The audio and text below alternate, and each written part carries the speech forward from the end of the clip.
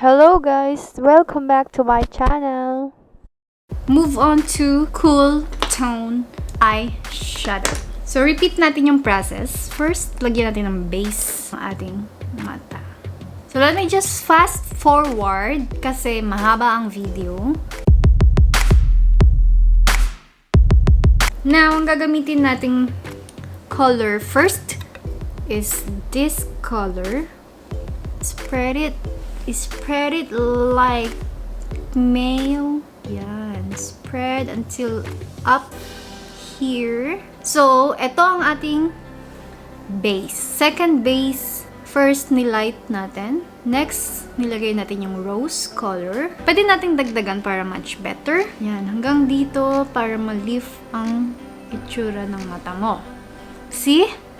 Now, lalagyan natin siya ng dark shade color. Ito. Just a little bit, not much. Itong dark color na to, dito lang natin siya ilalagay sa crease ng mata. Wow, crease. And here, circular motion. Motion gate. And then here, downward. Same lang yung nilalagay mong kulay dito. Look upward and then you brush it here, spread it downwards. Yan, look at that, so good. Okay, you can put more. Look up and spread down. Huwag mo lang susundutin yung mata mo. Okay, yan, ito naman yung next natin lalagay. Next, konti lang din. Ayan, kulay na yan. Dito naman natin siya ilalagay. Yan. Slowly. Hanggang dito. Yan. You see that, guys?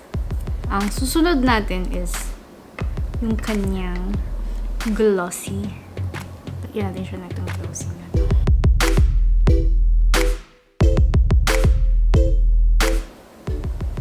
Ayan.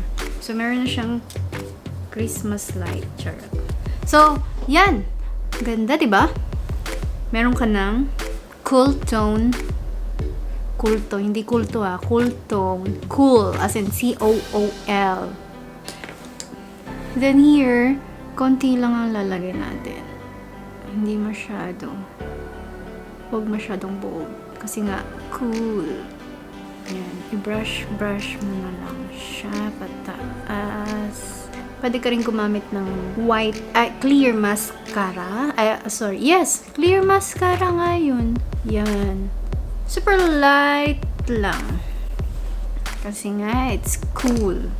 Siyempre, lagyan natin ng concealer here.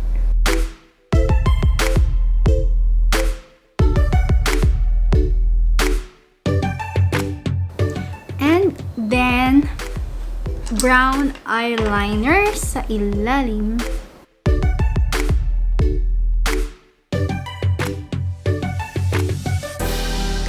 Here, we're going to put mascara.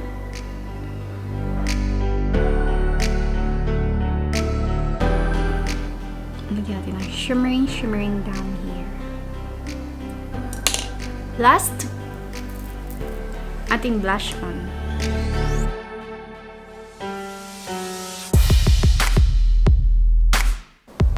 Oh guys, lastly, ating lipstick.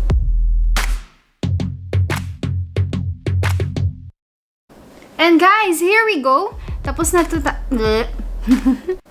And here we go. This is our final look for today's video. I hope you like it and please do subscribe to my channel. Hit the notification bell for next video. Also, shout out to my top, Aljan Panibio. Take care, God bless, and peace. Bye!